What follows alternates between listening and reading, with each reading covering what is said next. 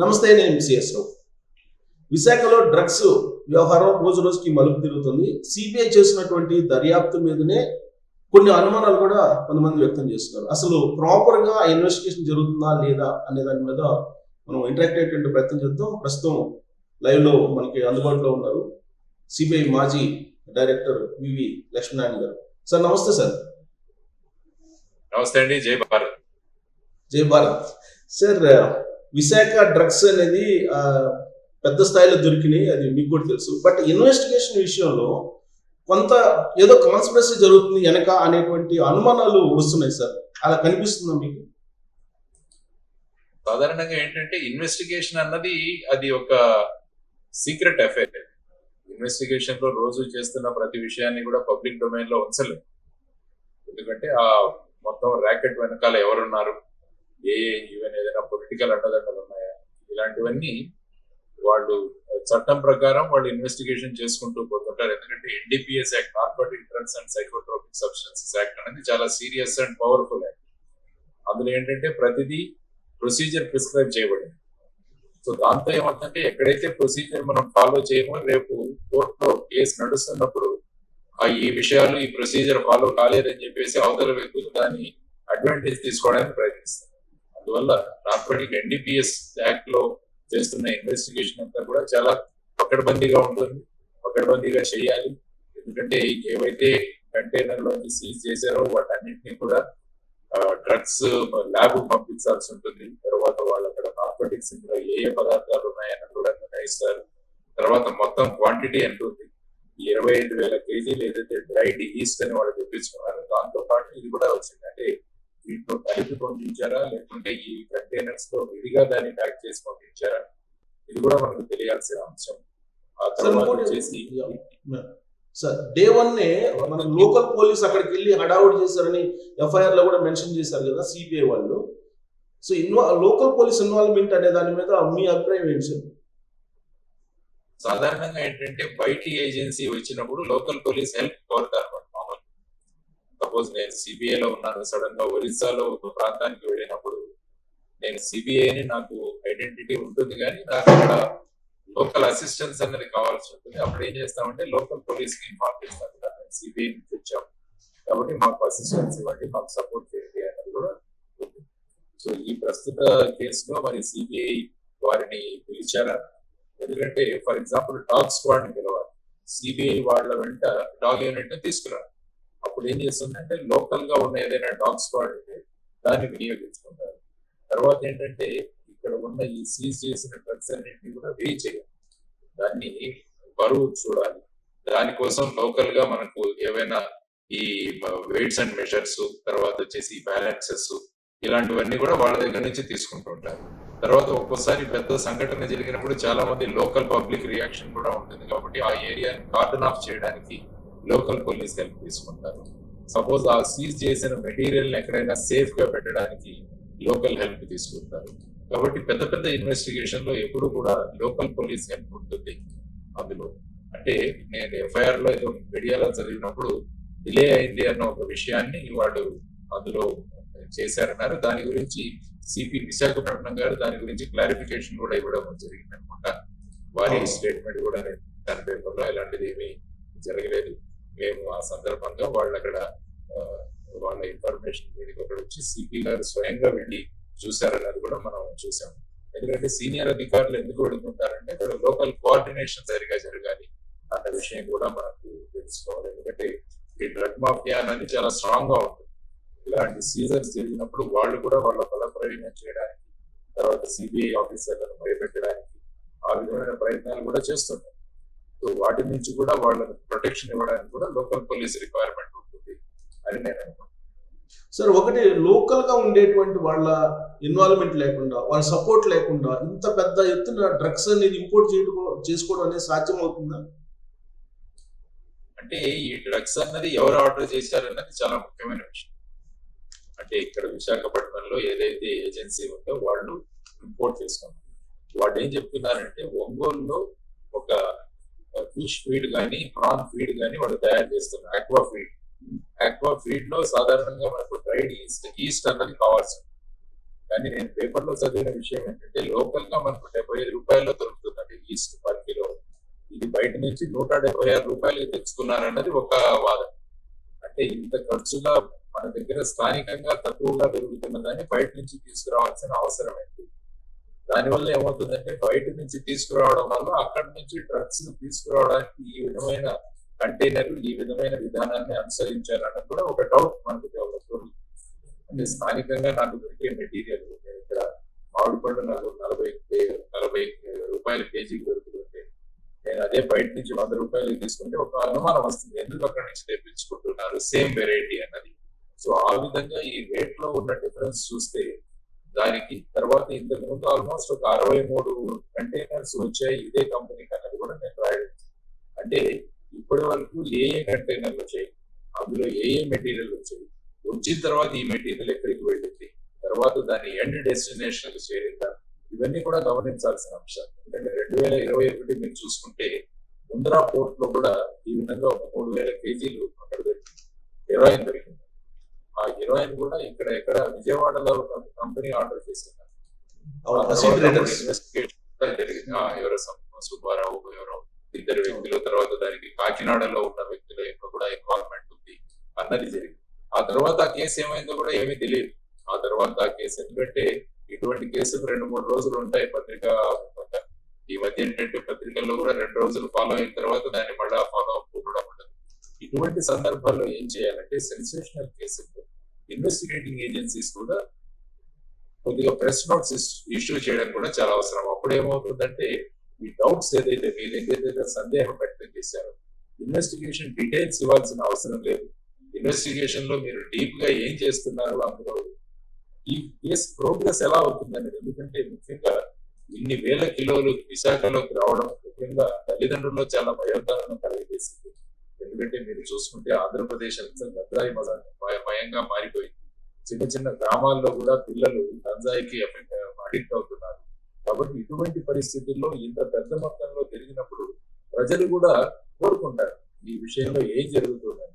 అందువల్ల investigation agencies కూడా ఈ ఇన్వెస్టిగేషన్ కి ఎక్కడ ఎఫెక్ట్ అవ్వకుండా వేర్ ఫ్యాక్ట్స్ అన్నవి మీరు ఇస్తే ఈ రోజు ఈ కేసులో ఈ విధంగా చేయడం జరిగింది, ఈ విధంగా సర్చెస్ ఎక్కడ జరిగాయి కూడా మీరు ప్లేస్ కి ఇవ్వకండి.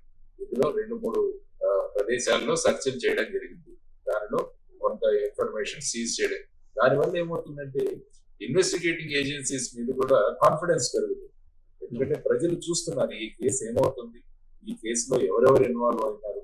ఎప్పుడైతే ఇన్వెస్టిగేటింగ్ ఏజెన్సీ కామ్ అయిపోతుందో మీరు ఇందాక మొదట్లో అడిగిన ప్రశ్న ద్వారా వాళ్ళలో కూడా సందేహాలు వస్తాయి. ఎందుకంటే పేపర్లో సోషల్ మీడియాలో చూసుకుంటే 2 ముఖ్య పార్టీలు మన రాష్ట్రంలో ఉన్నవి, ఆ పార్టీలు ఈ కంపెనీ ఏదైతే ఉందో దాని డైరెక్టర్స్ వీళ్ళందరికీ కూడా దగ్గర, ఆ విధంగా కూడా 2 పొలిటికల్ పార్టీలను కూడా ఇన్వాల్వ్ చేస్తూ సోషల్ మీడియాలో నడుస్తుంది.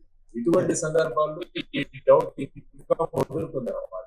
ఈ డౌట్ పొలిటికల్ వాళ్ళు ఉన్నారు కాబట్టి ఇన్వెస్టిగేషన్ మళ్ళా వాళ్ళతో ఏదైనా కుమ్మక్కం అయిందా అన్న డౌట్ కూడా రావడం సహజం. కాబట్టి ఇటువంటి సందేహాలు వచ్చినప్పుడు ఇన్వెస్టిగేటింగ్ ఏజెన్సీలో అప్రోప్రియేట్ లెవెల్లో దీని గురించి వస్తున్న డౌట్లను తీర్చడం, ఎందుకంటే ప్రజలలో దీని గురించి ఒక అవగాహన కల్పించడం, ఆ తర్వాత ఇందులో నిజంగా ఏం జరిగింది, ఏ డ్రగ్స్ ఇందులో వచ్చాయి, ఇవన్నీ కూడా ప్రజలు తెలియజేయడం కూడా చాలా అవసరం అని నేను అనుకుంటాను. సార్ మీరు ఒకసారి గతంలో 2021లో అసీ ట్రేడర్స్ విజయవాడ ఆర్డర్స్ తోటి కొంత ఇన్వెస్టిగేషన్ చేశారు. లోకల్ పోలీసులు దాన్ని కోల్డ్ స్టోరేజ్ లో వెళ్ళిపోయింది సార్ అది ఆ కేసు. ఇప్పుడేమో మళ్ళా దానికన్నా పెద్ద కేసు బయటకు వచ్చింది. ఇదేమో బ్రెజిల్ నుంచి వచ్చింది అంటున్నారు, అదేమో చైనాకు సంబంధించినటువంటి షిప్ అంటున్నారు, మధ్యలో ఎక్కడికో జర్మనీకి వెళ్ళింది అంటున్నారు. ఇవన్నీ చాలా చాలా డౌట్స్ రకరకాల సోర్స్ నుంచి వస్తుంది న్యూస్ అయితే. సో దీన్ని కరెక్ట్ గా ఎగ్జాక్ట్ గా ప్రొజెక్ట్ చేయాలంటే ఎలా సార్? భారతదేశం ఏంటంటే ముఖ్యంగా గోల్డెన్ క్రిసెంట్, గోల్డెన్ ట్రయాంగిల్, ఈ 2 ట్రయాంగిల్స్ ఈ క్రిసెంట్ మధ్య ఉంది. గోల్డెన్ ట్రయాంగిల్ అంటే మనకి ఈస్ట్ లో ఉన్నది, ఫర్ ఎగ్జాంపుల్ హాంకాంగ్, తైవాన్, ఆ తర్వాత వియత్నాం. అదే గోల్డెన్ క్రిసెంట్ ఇటు తీసుకుంటే ఆఫ్ఘనిస్తాన్, పాకిస్తాన్, ఇరాన్.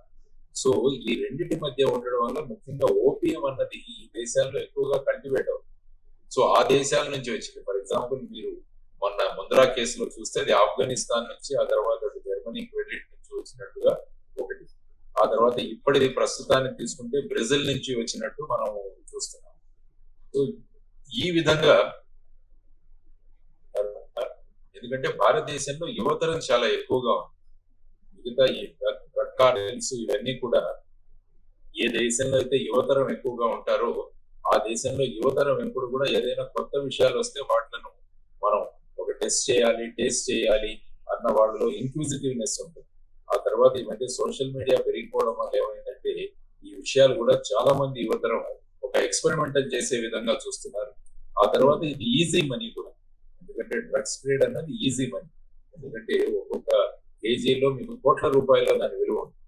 సో ఆ విధంగా డ్రగ్స్ ఈజీ మనీ కాబట్టి కూడా చాలా మంది పిల్లల్ని ఇందులో ఇన్వాల్వ్ చేయడానికి ట్రై చేస్తారు. సాధారణంగా ఏమనుకుంటుంటామంటే డైరెక్ట్ గా పిల్లలు డ్రగ్స్ కి అడిక్ట్ అవుతారని చాలా మంది అనుకుంటారు, కానీ మొదట స్మోకింగ్, ఆ తర్వాత లిక్కర్, ఈ రెండు ఎప్పుడైతే అలవాటు అవుతాయో ఆ తర్వాత నెక్స్ట్ స్టేజ్ కి యువతరం పడుతుంది. సో మనం చాలా మంది ఏమనుకుంటామంటే మా పిల్లవాడు స్మోకింగ్ చేస్తున్నాడు, లిక్కర్ తాగుతున్నాడు, పెద్దగా ఓకే లైఫ్, ప్రస్తుత సమాజం సోషలైజేషన్ పేరు మీద చాలా విషయాలు జరుగుతున్నాయి సమాజంలో. కానీ ఈ సోషలైజేషన్ ద్వారా ఈ లిక్కర్ తీసుకోవడం అనేది నెక్స్ట్ స్టెప్ వచ్చేసి డ్రగ్స్ తీసుకోవడం. వన్స్ వాళ్ళు డ్రగ్ తీసుకోవడం మొదలు పెట్టారంటే ఆ దాని ప్రభావంలోకి వెళ్ళిపోతారు. ఎలాగైనా దాన్ని కొనసాగించాలని దొంగతనాలకు పాల్పడే వాళ్ళు చాలా మంది ఉన్నారు. చైన్ స్నాచర్స్ మీరు చూస్తే చాలా మంది ఈ విధంగా డ్రగ్ అడిక్ట్ అయిన వాళ్ళే. తర్వాత ఈ ల్యాప్టాప్ లిఫ్టర్స్, వెహికల్స్ నుంచి చాలా మంది ల్యాప్టాప్స్, కంప్యూటర్స్, తర్వాత ఇళ్లలోంచి కూడా చాలా వస్తువులు బయటికి మాయమవడం, ఇళ్లలో ఉన్న డబ్బులు బయటికి తీసుకెళ్ళడం, ఇవన్నీ కూడా ఏమవుతుందంటే డ్రగ్ అడిక్షన్ కు ఫైనల్ గా లీడ్ చేసేది. ఎందుకంటే వాళ్ళని కరెక్ట్ టైంలో గనక మనం రిహాబిలిటేషన్ సెంటర్స్ కు తీసుకోకపోతే, వన్స్ వాళ్ళు డ్రగ్ అడిక్ట్స్ గా మారిపోతే ఏమవుతుందంటే వాళ్ళ ప్రభావం ఇంటి వాళ్ళ మీదే కాదు సమాజం మీద కూడా ఉంటుంది.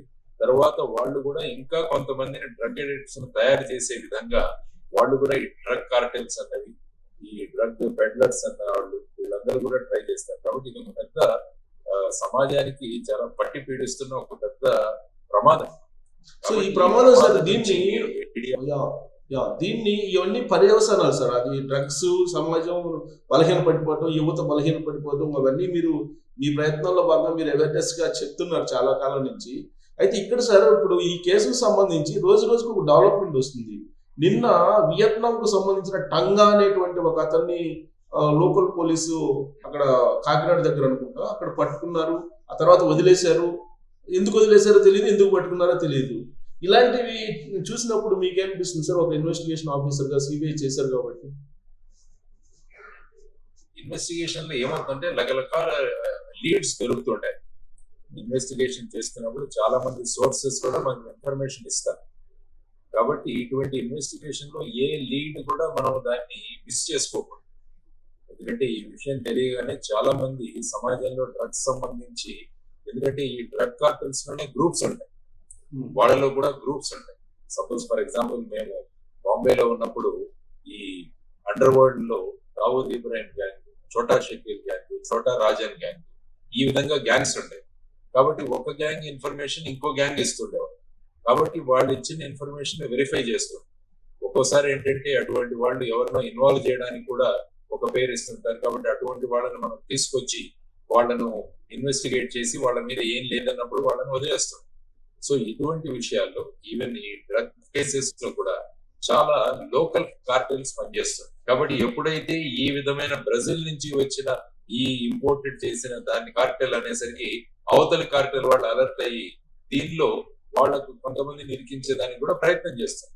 అందువల్ల ఇన్వెస్టిగేషన్ ఏజెన్సీ ఏం చేస్తుందంటే ఏ లీడ్ వచ్చినా కూడా దాన్ని వర్కౌట్ చేసి అందులో కనుక నిజం ఉంటే ఆ సంబంధిత వ్యక్తిని అరెస్ట్ చేసి ముందుకు తీసుకువెళ్తూ ఉంటారు.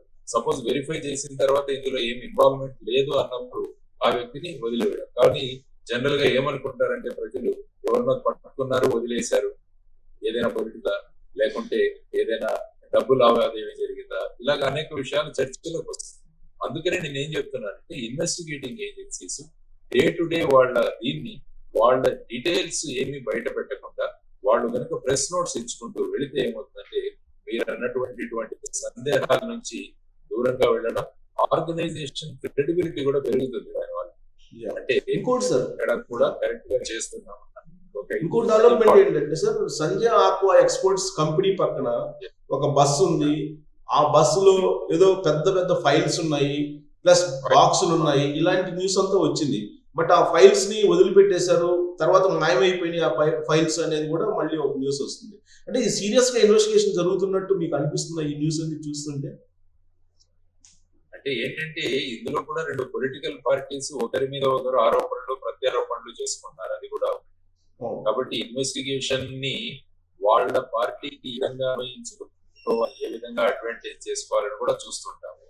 తర్వాత ఏంటంటే అన్ఫార్చునేట్లీ మన రాష్ట్రంలో న్యూస్ పేపర్లు కూడా డివైడ్ అయిపోయి పార్టీ వైజ్ గా. కాబట్టి ఏమవుతుందంటే ఒక పార్టీ ఒక రకంగా ప్రొడ్యూస్ చేస్తుంది, ఇంకొక న్యూస్ పేపర్ ఇంకొక రకంగా దాన్ని ప్రొజెక్ట్ చేస్తుంది. అందుకని ఇవన్నీ ఏంటంటే అనుమానాలకు దారితీస్తుంది. మీరు చెప్పినట్టు నేను కూడా చూశాను, ఇదంతా కూడా ఫస్ట్ లో ఏవో డాక్యుమెంట్స్ ఉన్నాయి, ఆ డాక్యుమెంట్స్ తర్వాత మాయమయ్యాయి. అందుకని నేను ఏమంటున్నానంటే ఇటువంటి ఎప్పుడైతే ఈ పొలిటికల్ వీళ్ళ వెనకాల ఎవరో రాజకీయ నాయకుల అండదండలు ఉన్నాయి అన్న ఎప్పుడైతే డౌట్ వస్తుందో ఆ టైంలో ఇన్వెస్టిగేషన్ ఏజెన్సీ చాలా అలర్ట్ గా ఉండడం చాలా అవసరం. ఎందుకంటే మనం చేసిన ప్రతి దాన్ని కూడా ఎక్కడో రికార్డ్ చేసి దాన్ని పబ్లిక్ డొమైన్ లో కూడా తీసుకురావడం అవసరం. ఏదైతే డౌట్లు వ్యక్తం చేసుకుంటున్నారో ఆ డౌట్ కి సంబంధించి ఎస్ మేము పేపర్లని చూసాము, ఆ ఆఫీస్ లో పేపర్స్ సర్చ్ చేయడం జరిగింది, కానీ ఈ కేసుకు సంబంధించిన ఎటువంటి పేపర్లు లేవు, ఆర్ అందులో ఉన్న కొన్ని డాక్యుమెంట్స్ సీజ్ చేయడం జరిగింది. అందులో ఏ డాక్యుమెంట్ సీజ్ చేశారు ఇవన్నీ ఇవ్వాల్సిన అవసరం లేదు. కానీ ప్రోగ్రెస్ ఆఫ్ ఇన్వెస్టిగేషన్ కూడా it should be known to people అన్నారు. అందుకనే ఈ రేపు ఫైనల్ గా ఏం చేసినా కూడా ఆ ఇన్వెస్టిగేషన్ మీద చాలా సందేహాలు రావడం వల్ల ఏమవుతుందంటే ఏజెన్సీస్ ఇలాగే ఉన్నాయి, పొలిటికల్ ప్రెషర్స్ పెడుతున్నారు, ఇటువంటివి తీసుకొస్తే రేపు రాబోయే కాలంలో ఏజెన్సీస్ యొక్క క్రెడిబిలిటీ మీద కూడా ఒక మార్క్ వచ్చే అవకాశం ఉంటుంది. తర్వాత ఇన్వెస్టిగేషన్ కూడా పక్కదారి పట్టే అవకాశం కూడా ఉంటుంది. ఇది ఏజెన్సీస్ కూడా తీసుకోవాల్సిన జాగ్రత్త. కాబట్టి మీరు అన్నట్టు అనేక మందికి దీంట్లో డౌట్స్ ఉన్నాయి. అందుకనే సిబిఐ లో కూడా ఒక పిఆర్ఓ ఉంటారు, పబ్లిక్ రిలేషన్ ఆఫీసర్. వారు యూజువల్ గా ప్రెస్ నోట్స్ ఇష్యూ చేస్తుంటారు, ఆరు ప్రెస్ మీట్స్ కూడా పెట్టి అందులో క్లారిఫికేషన్స్ ఇస్తుంటారు. అందువల్ల ఏంటంటే మీరు ఇది చెప్పారు కాబట్టి వాళ్ళ వెబ్సైట్ లో కూడా వెళ్ళి మనం ఒక సజెషన్ ఇవ్వచ్చు. There are so many doubts being raised about the investigation, kindly clarify through your PRO or by press note అని ఇస్తే అప్పుడు ఏమవుతుందంటే ఒక క్లారిటీ వస్తుంది, అనుమానాలు.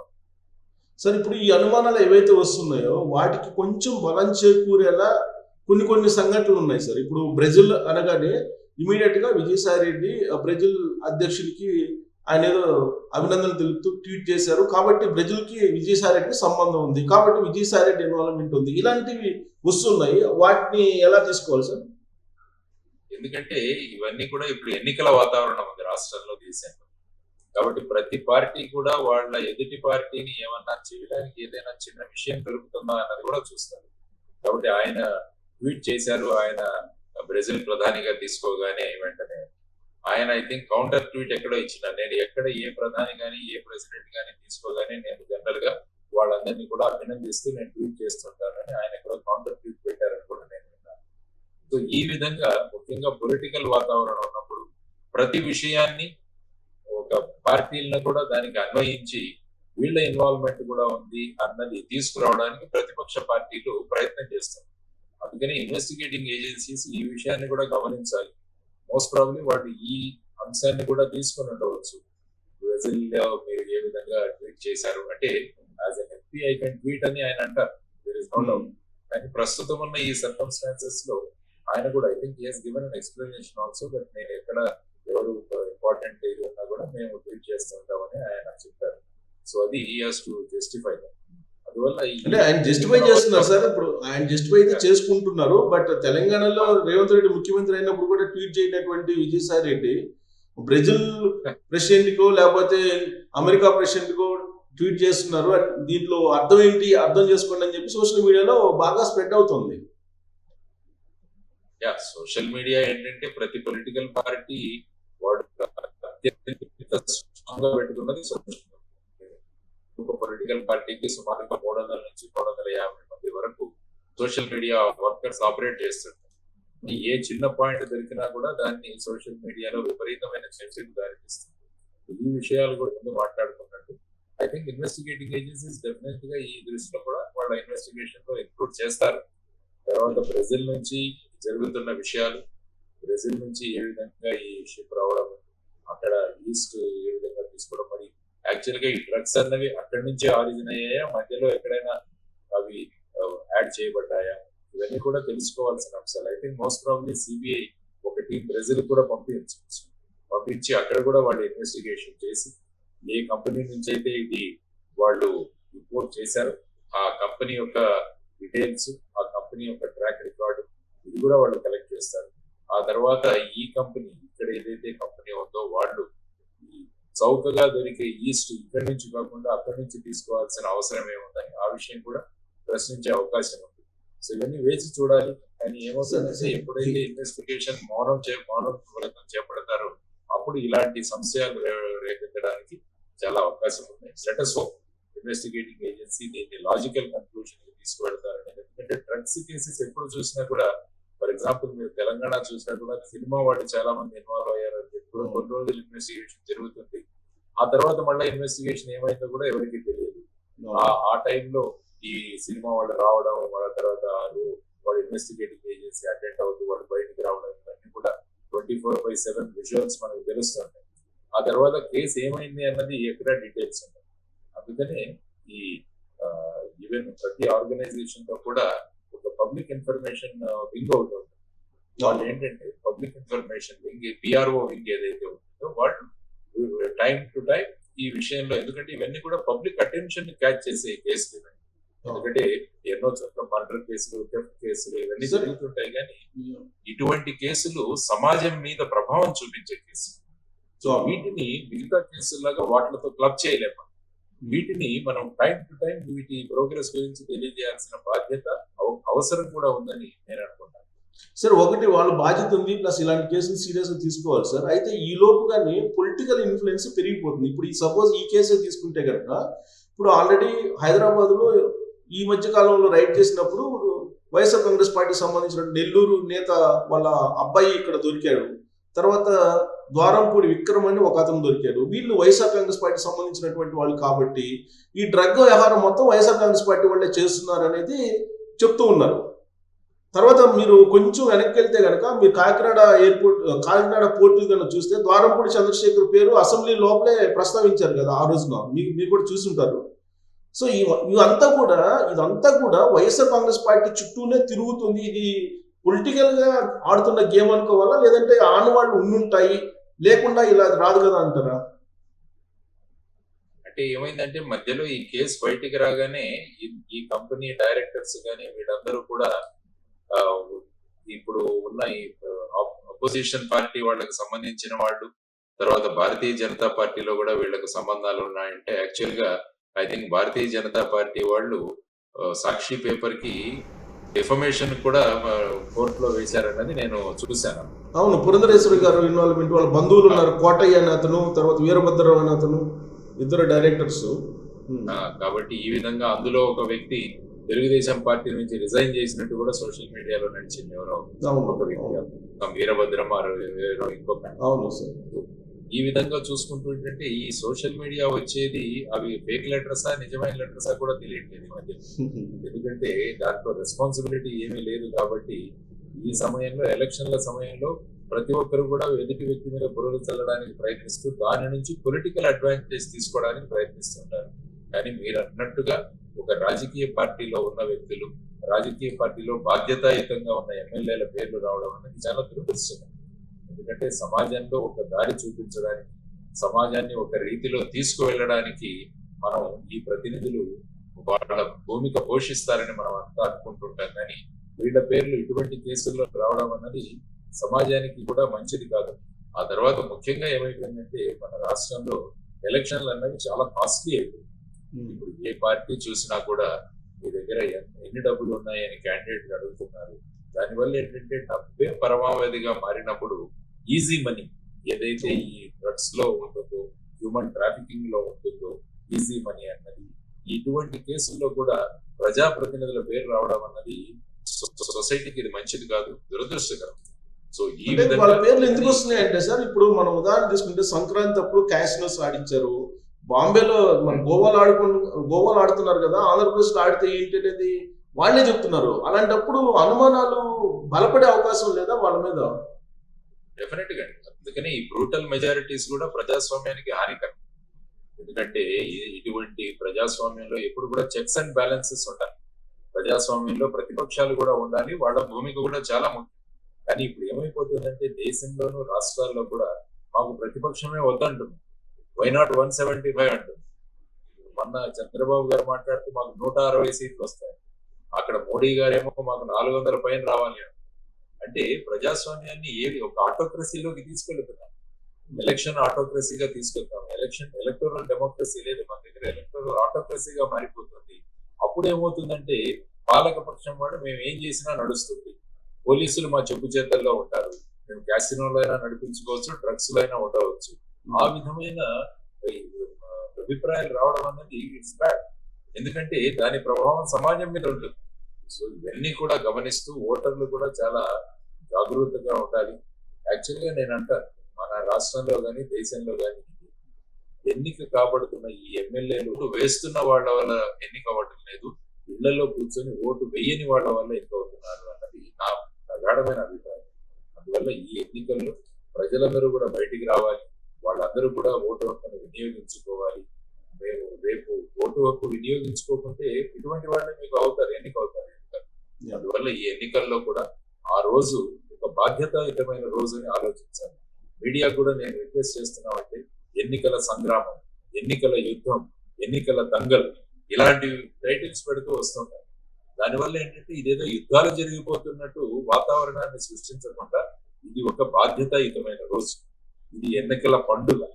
ఇలాంటి పదజాలంతో కనుక మనం రాగలిగితే పండుగల్లో ప్రజలందరూ పాల్గొంటారు, యుద్ధంలో కేవలం ఆ యుద్ధంలో ఇంట్రెస్ట్ ఉన్నవాడు మాత్రమే పాల్గొంటారు.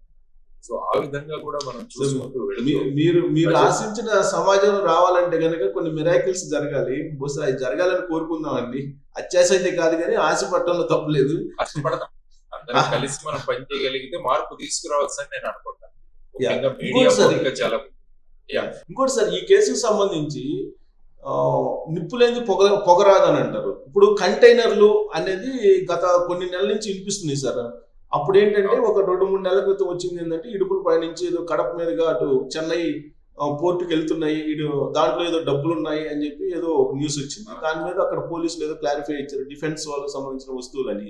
ఇప్పుడు మళ్ళా సీఎం ఆఫీస్ దగ్గర, క్యాంప్ ఆఫీస్ దగ్గర తాడేపల్లిలో ఒక కంటైనర్ అని చెప్పి ఇవాళ పేపర్లో మీరు చూసుంటారు, ఈనాడులో కూడా వచ్చింది. ఏంటి డ్రగ్స్ అనగానే కంటైనర్ల పేర్లు వస్తున్నాయి సార్. అంటే డబ్బులు తరలించేదా లేకపోతే ఇవన్నీ గాసిప్సా, ఏమనుకోవాలి సార్ వీటిని?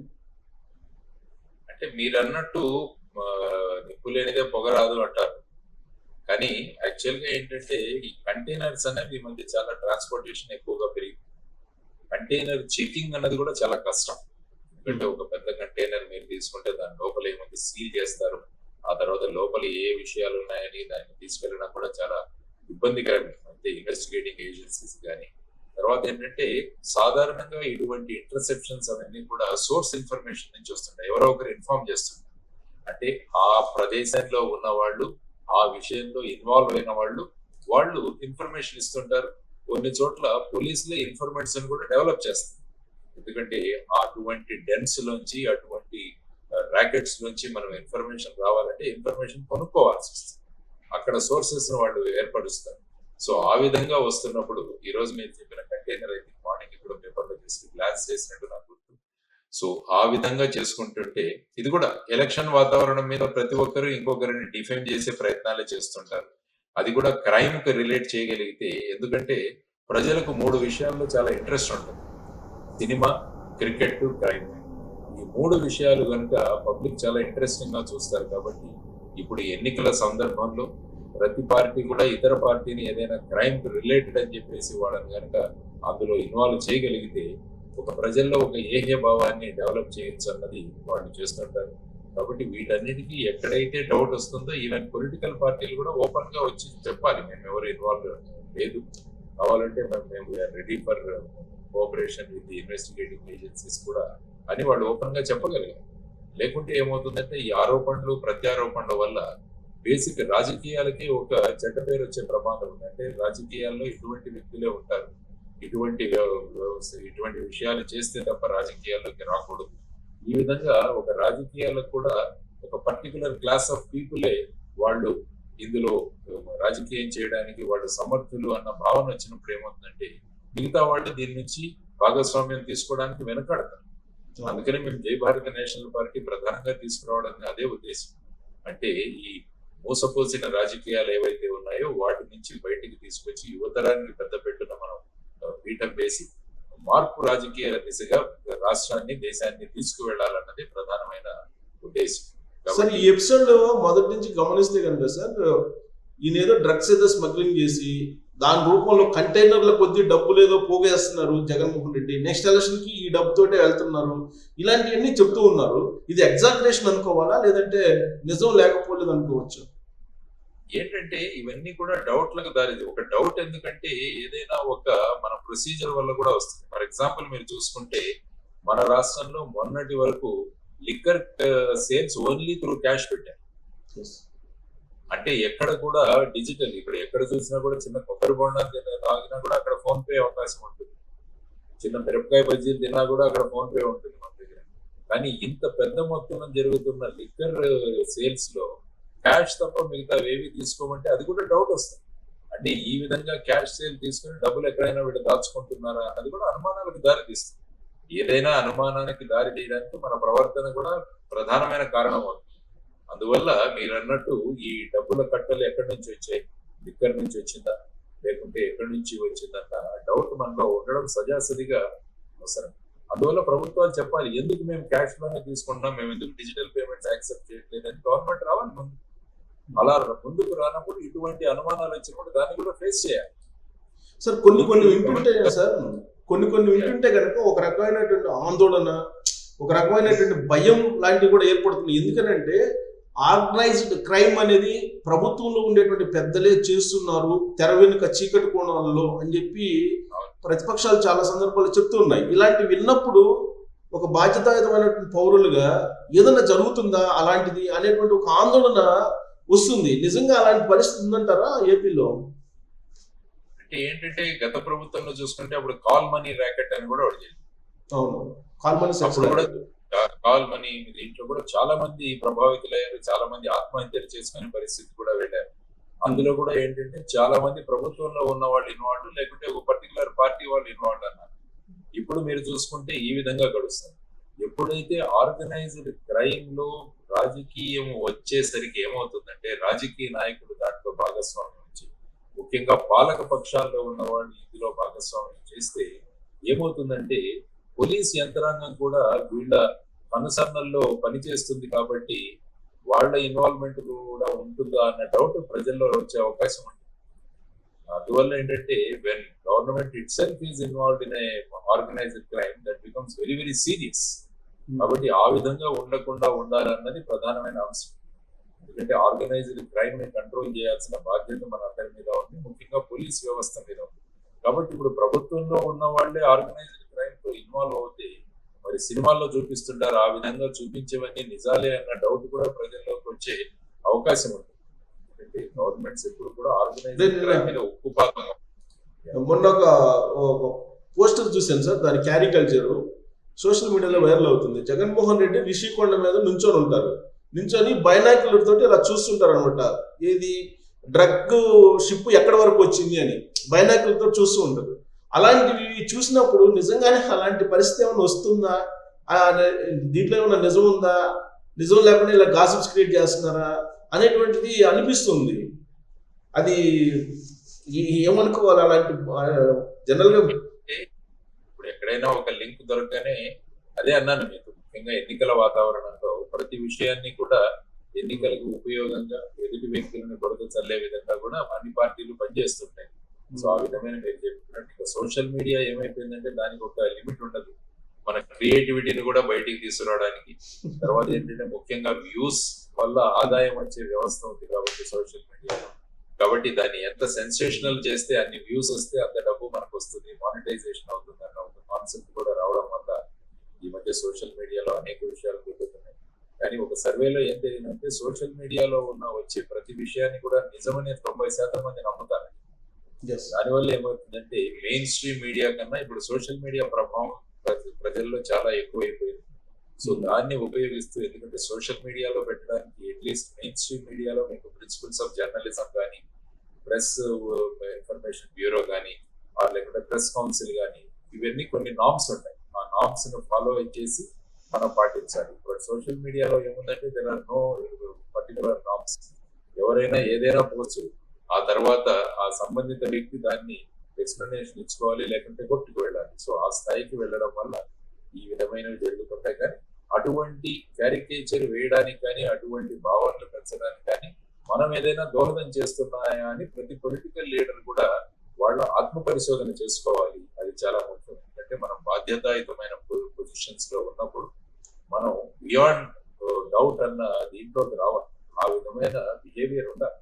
అప్పుడే అంటే దాని వెనక ఏంటంటే ఇంటర్నేషనల్ క్రైమ్ కి ఆంధ్రప్రదేశ్ ఒక హబ్ గా మారింది అనేటువంటి కాన్సెప్ట్ లో వాళ్ళు దాన్ని క్రియేట్ చేసేసారు.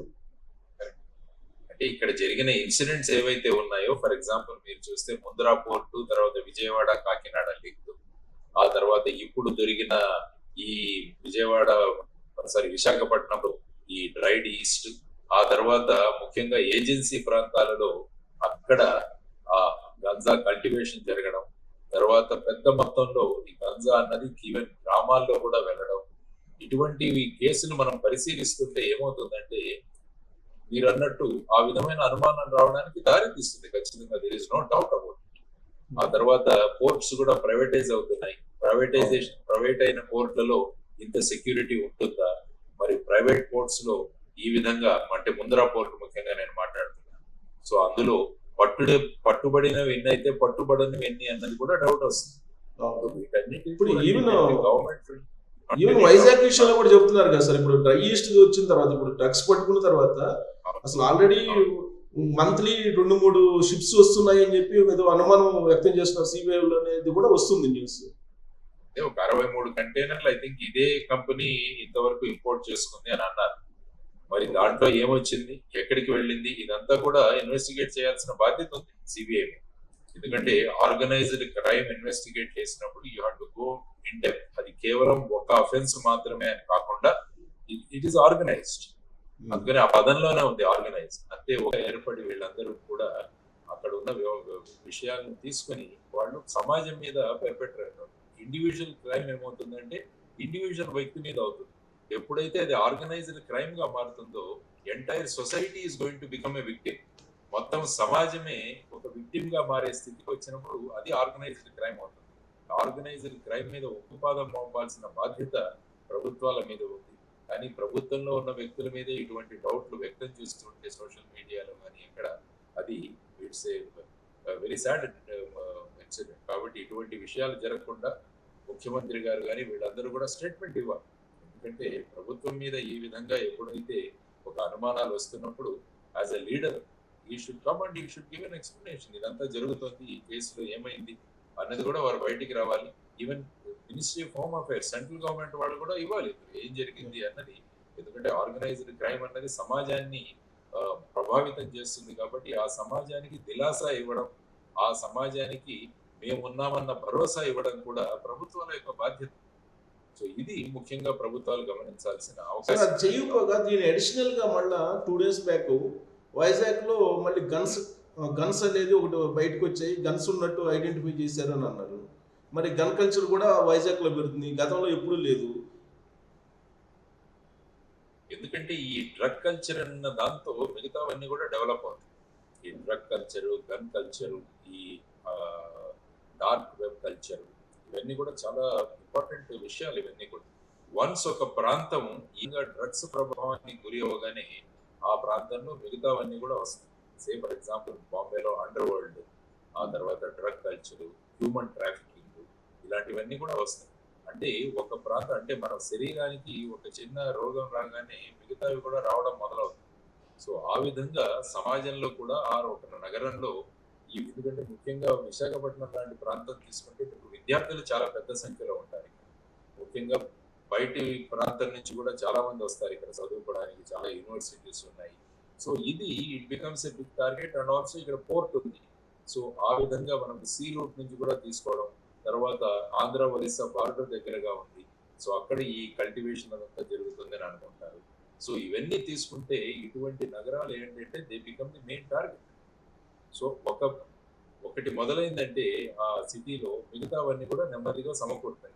అంటే ఈ డ్రగ్ కల్చర్ ఉన్నవాడు, ఎందుకంటే ఈజీ మనీ రాగానే వాడు సమాజంలో ఇంకా టెర్రర్ సృష్టించడానికి ఈ గెటెక్ గన్ తీసుకుని ఆ గన్ కల్చర్ పెరుగుతుంది, ఎక్స్ట్రాక్షన్స్ పెరుగుతాయి, తర్వాత భూ కబ్జాలు పెరుగుతాయి, భూ ఆక్రమణలు పెరుగుతాయి.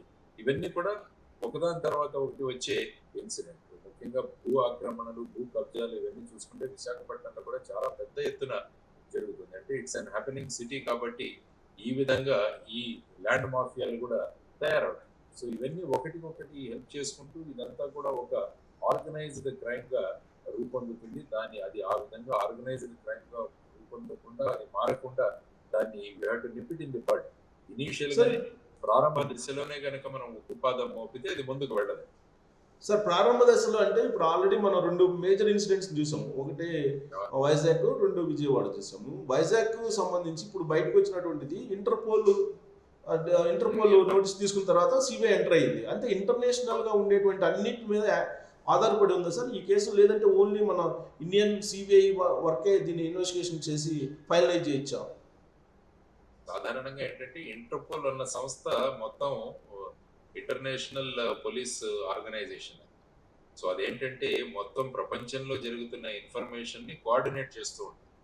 అంటే ప్రతి దేశంలో కూడా ఇంటర్పోల్ కి ఒక రిప్రజెంటేటివ్ ఉంటారు. అంటే ఫర్ ఎగ్జాంపుల్ మన భారతదేశంలో తీసుకుంటే సిబిఐ అన్నది ఇంటర్పోల్ యొక్క ఇక్కడ వాళ్ళ సంస్థ. సో ఇంటర్పోల్ లో భారతదేశానికి సంబంధించిన ఏదైనా న్యూస్ రాగానే వాళ్ళు సిబిఐకి ఇస్తారు. సిబిఐ దాన్ని వెరిఫై చేస్తుంది. సో ఆ విధంగా మీరు అన్నట్టు బ్రెజిల్ నుంచి వచ్చిన ఈ నౌక ఏదైతే ఉందో, కంటైనర్ ఏదైతే ఉందో, అది ఇంటర్పోల్ యొక్క టిప్ ఆఫ్ మీద ఆపరేషన్ గరుడ అన్న పేరుతో దీన్ని ఆపరేట్ చేశారని సిబిఐ ఇచ్చిన I think initial press note లో వాళ్ళు కూడా చెప్పడం జరిగింది. సో ఈ విధంగా మీరు చూసుకుంటే ఇంటర్పోల్ అన్న ఏజెన్సీ మొత్తం ప్రపంచవ్యాప్తంగా జరుగుతున్న అనేక విషయాలను ఒక దేశానికి ఇంకో దేశానికి వాళ్ళు కోఆర్డినేషన్ గా వ్యవహరిస్తారు. సో ఆ విధంగా ఇంటర్పోల్ ఇచ్చిన న్యూస్ తో ఇది ట్రాక్ చేయడం జరిగింది. ఆ తర్వాత సిబిఐ రంగంలోకి దిగింది అన్నది మనం చూసిన అంశం. సార్ యాక్చువల్గా అది షిప్ అనేది ఫిబ్రవరిలోనే ఇక్కడికి రావాలి, బట్ అది డిలే అయిపోయింది. డిలే అయిపోయి మార్చి 16 వచ్చినట్టుంది కదా. యాక్చువల్గా అది ట్రాకింగ్ చేస్తుంటారు కదా సార్, ఏ షిప్నైనా కానీ ట్రాక్లో ఉంటుంది కదా, జీపీఎస్ తోటి మనం ఐడెంటిఫై చేయొచ్చు కదా. అంటే ఏంటంటే షిప్ ట్రాకింగ్ అన్నది కన్సర్న్ ప్రతిదీ ఎలాగైతే ఎయిర్ ట్రాఫిక్ కంట్రోల్ ఉంటుందో, మన ఏటీసీ టవర్స్ ఉంటాయి మన ఎయిర్పోర్ట్స్, వాళ్ళు ఏం చేస్తారంటే ప్రతి ఎయిర్ క్రాఫ్ట్ యొక్క మూమెంట్ అది డాక్యుమెంట్ ఉంటుంది. ఏ ఫ్లైట్ ఎన్ని గంటలకు కాంటాక్ట్ చేశారు, ఎన్ని గంటలకు ల్యాండ్ అయింది, ఇవన్నీ కూడా అదేవిధంగా షిప్స్ సందర్భంలో కూడా ఉంటుంది. సో ఇప్పుడు మీరు అన్నట్టు ఈ షిప్ ఎప్పుడు రావాల్సి వచ్చింది, మధ్యలో డిలే కారణాలు ఏంటి, ఆ డిలే జరిగిన పరిస్థితుల్లో ఎక్కడైనా యాంకరింగ్ చేస్తే అక్కడ నార్కటిక్స్ లోడ్ చేయడం జరిగిందా, అవన్నీ కూడా ఇన్వెస్టిగేషన్ లో భాగాలు. అందుకని నేను చెప్పాను, ఇన్వెస్టిగేటింగ్ ఏజెన్సీ ఒక టీంని ఖచ్చితంగా ఫారిన్ కంట్రీస్ లోకి వెళ్ళి ఎక్కడి నుంచి అయితే ఈ షిప్ ఆరిజిన్ అంటే బ్రెజిల్, ఆ తర్వాత మధ్యలో ఎక్కడైనా డిలే వల్ల ఎక్కడైనా యాంకరింగ్ జరిగిందా, లేకుంటే మిడ్ సీలో కూడా చిన్న షిప్స్ లో తెచ్చి, చిన్న పడవల్లో తెచ్చి కూడా నార్కోటిక్స్ తీసుకొచ్చే అవకాశం కూడా ఉంటుంది. సో అలాంటిది ఏమైనా జరిగిందా, ఇవన్నీ కూడా it's part of the investigation. అప్పుడు కూడా ఇంటర్పోల్ యొక్క హెల్ప్ డెఫినెట్ గా తీసుకుంటారు. ఎందుకంటే ఫారిన్ కంట్రీలోకి వెళ్ళి ఇన్వెస్టిగేట్ చేయాలంటే అక్కడ ఉన్న లోకల్ పోలీస్ హెల్ప్ కావాలి, దానికి మళ్ళీ ఇంటర్పోల్ అన్నది సహాయం చేస్తుంది. సో రాబోయే కాలంలో ఈ ఇన్వెస్టిగేషన్ అన్నది కేవలం విశాఖపట్నానికి మాత్రమే పరిమితం కాకుండా మొత్తం బ్రెజిల్, ఆ ఎన్ రూట్ కూడా ఎక్కడెక్కడ ఏమేం జరిగింది అన్నది వాటన్నింటినీ కూడా మనం రికార్డ్ చేయాలి, ఇన్వెస్టిగేషన్ లో దాన్ని కూడా ఇంక్లూడ్ చేయాలని నేను అనుకుంటున్నాను. సార్ దీనికి టైం బౌండ్ ఏమైనా ఉంటుందా సార్? మినిమం ఏదైనా టైం బౌండ్ పెట్టుకొని చేస్తారా, లేదంటే ఇది అన్లిమిటెడా? జనరల్ గా ఎలా ఉంటుందంటే ఈ కేసులో ఎవరినైనా అరెస్ట్ చేస్తే అరెస్ట్ చేసిన 90 రోజుల లోపల ఛార్జ్ షీట్ వేయాలి. ఐ థింక్ నార్కోటిక్ డ్రగ్స్ కేసులో ఐ థింక్ 180 days అనుకుంటున్నాను. అంటే అరెస్ట్ చేసిన తర్వాత 180 రోజుల్లో కనుక ఛార్జ్ షీట్ వేయకుంటే ఆ వ్యక్తికి ఆటోమేటిక్ గా బెయిల్ తీసుకునే అవకాశం వస్తుంది. ఇది మాత్రమే ఉంటుంది మన ప్రొసీజర్ లో. అదే మామూలు సిఆర్పిసిలో తీసుకుంటే సీరియస్ క్రైమ్ లో ఎవరినైనా అరెస్ట్ చేస్తే అరెస్ట్ చేసిన దగ్గర నుంచి 90 రోజుల లోపల ఛార్జ్ షీట్ వేయాలి. 90 రోజుల్లో కనుక ఛార్జ్ షీట్ వేయకుంటే ఆ వ్యక్తికి ఆటోమేటిక్గా బెయిల్ వచ్చేస్తుంది. సో అది మాత్రమే రిస్ట్రిక్షన్. కానీ యాక్చువల్గా ఏంటంటే every investigation has to be completed very expeditiously. Investigation వీలైనంత త్వరగా పూర్తి చేయాలన్నది జనరల్ డైరెక్షన్స్. కానీ సార్, కొన్ని నాకు సందర్భాల్లో సార్ ఫారిన్ ఇన్వెస్టిగేషన్ ఉన్నప్పుడు, ఫారిన్ కంట్రీస్ నుంచి ఇన్వెస్టిగేషన్ రావాల్సినప్పుడు కొద్దిగా డిలే అవ్వచ్చు. అదర్వైజ్ మన దేశంలో ఉన్న ఇన్వెస్టిగేషన్ పోర్షన్ మనం కంప్లీట్ చేయొచ్చు. మిగతా సార్ ఇన్వెస్టిగేషన్స్ ఏమైనా ఉంటే వాటికి కొంత సమయం పట్టవచ్చు. సో ఇప్పటి వరకు మనకు ఉన్నటువంటి ఇన్ఫర్మేషన్ ప్రకారం ఎవరిని అరెస్ట్ చేసినటువంటి దాఖలాలు కనిపించట్లా. జస్ట్ అది 2 days ఇంకా ఇన్వెస్టిగేషన్ ఏదో చెప్తున్నట్టున్నారు. ఇంకా 2 days అక్కడే దాన్ని ఉంచండి అని చెప్పేసి ఆ కంటైనర్ని. బట్ ఎవరిని అరెస్ట్ చేసినట్టు ఇంకా ఇప్పటి వరకు ఇంకా అఫీషియల్గా తెలియట్లేదు. అంటే అసలు ఐడెంటిఫై చేయలేని పరిస్థితిలో ఉన్నారా? అంటే అరెస్ట్ అన్నది ఏంటంటే, అరెస్ట్ అన్నది నాకు అధికారం ఉంది కదా అని అరెస్ట్ చేసే సందర్భాలు ఉండవు. ఒక వ్యక్తిని అరెస్ట్ చేస్తున్నామంటే ఆ వ్యక్తికి రాజ్యాంగం ద్వారా ఇచ్చిన స్వేచ్ఛ ఏదైతే ఉందో దాన్ని మనం హరించి వేస్తున్నాం అన్నది. ఎందుకంటే సుప్రీంకోర్టు కానీ, హైకోర్టు కానీ ఇవన్నీ కూడా మొదట చూసేది రాజ్యాంగంలో ఇచ్చిన స్వేచ్ఛ ఏదైతే ఉందో దాన్ని అనుసరించారా, దాన్ని ఫాలో అయ్యారా లేదా. అంటే పోలీసులకు అధికారం ఉంది కదా అని నేను ఎవరినైనా అరెస్ట్ చేసే అధికారం లేదు.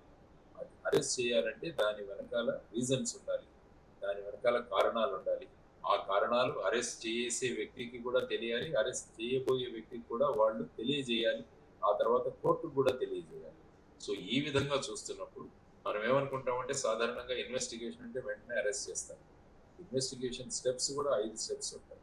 మొదటి వచ్చేసి రికార్డింగ్ ఆఫ్ ఎఫ్ఐఆర్, దెన్ వచ్చేసి గోయింగ్ టు ది స్పాట్, అక్కడ ఎవిడెన్స్ కలెక్ట్ చేయడం, ఆ తర్వాత మీరు అన్నట్టు అరెస్టింగ్ ది అక్యూజ్డ్, అక్యూజ్ నుంచి మనం అనేక విషయాలు తెలుసుకోవడం, ఫైనల్గా ఛార్జ్ షీట్.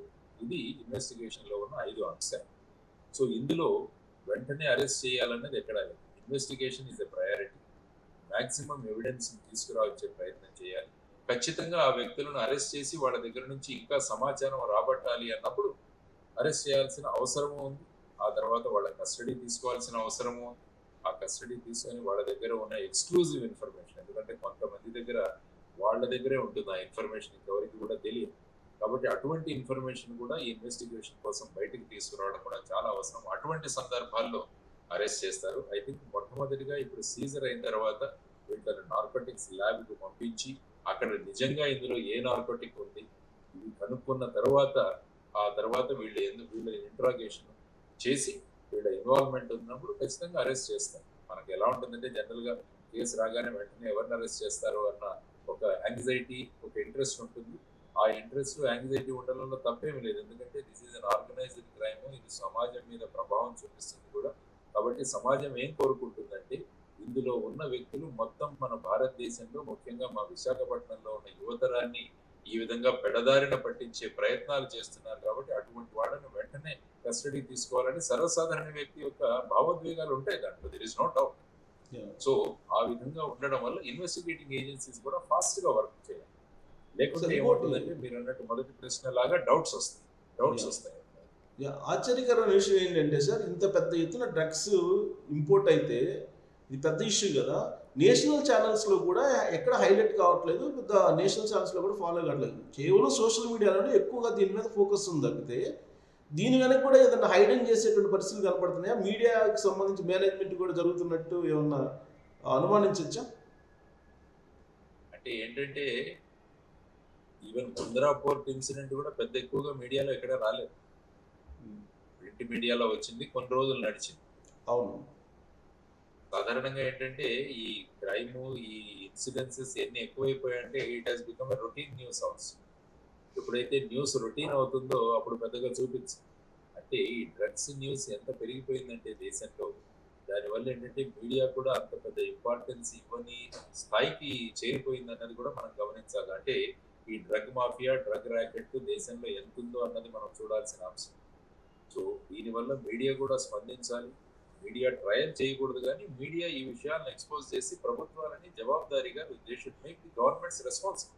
మీడియా ఎందుకు మనం 4th ఎస్టేట్ అంటామో అంత ఇంపార్టెన్స్ ఇస్తామంటే లెజిస్లేచరు, ఎగ్జిక్యూటివ్, జ్యుడిషియరీ వీళ్ళ పనితీరును బట్టి ప్రజలకు తెలియజేయాల్సిన బాధ్యత కూడా మీడియా మీద ఉంది అన్నది, అందుకనే దాన్ని 4th ఎస్టేట్ అంటాం. సో ఆ పరిస్థితులలో మీడియా కూడా ఒక పర్టికులర్ పార్టీల వెనక గాని, ఒక పర్టికులర్ వ్యక్తుల వెనకాల కూడా సపోర్ట్ చేయడం అన్నది ఈ మధ్య కాలంలో జరుగుతుండడం వల్ల ప్రజలు మెయిన్ స్ట్రీమ్ మీడియా కన్నా సోషల్ మీడియా మీద ఎక్కువ వాళ్ళు నమ్ముతున్నారు. అందుకనే నేను అన్నాను, సోషల్ మీడియాలో వచ్చేది 90% నిజమని నమ్ముతున్నారు. మెయిన్ స్ట్రీమ్ మీడియాలో వచ్చేది ఆ పార్టీ, ఈ మీడియా ఏ పార్టీని సపోర్ట్ చేస్తుంది అన్న స్థాయికి మన ఆడియన్స్ వచ్చేసారు. అవును. ఈ మీడియా ఈ ఛానల్లో చూపిస్తున్నారు కాబట్టి వీళ్ళని సపోర్ట్ చేస్తారు, ఈ ఛానల్లో చూపిస్తున్నారు కాబట్టి ఈ ఛానల్. ఇంతవరకు చూపించిన వ్యక్తిని సడన్ గా అతనికి ఏదైనా వేరే జరిగితే, అతను ఏదైనా పార్టీ మారితే వెంటనే అతన్ని మానేస్తారు చూపించడం. సో ఈ విధమైన పరిస్థితుల్లో మన మీడియా చిక్కుకోవడం కూడా దేశానికి, ప్రజాస్వామ్యానికి కూడా ప్రమాదకరం అండి. కాబట్టి మీడియా ఆల్సో షుడ్ వేకప్. వాళ్ళ స్టాండర్డ్స్, ప్రిన్సిపల్స్ ఆఫ్ జర్నలిజం ఏదైతే ఉందో వాటన్నిటిని కూడా, ఎందుకంటే ఇవన్నీ కూడా దేశాన్ని, ప్రజాస్వామ్యాన్ని ఒక సుస్థిర స్థానంలో ఉంచడానికి ఉన్న వ్యవస్థలు ఇవన్నీ.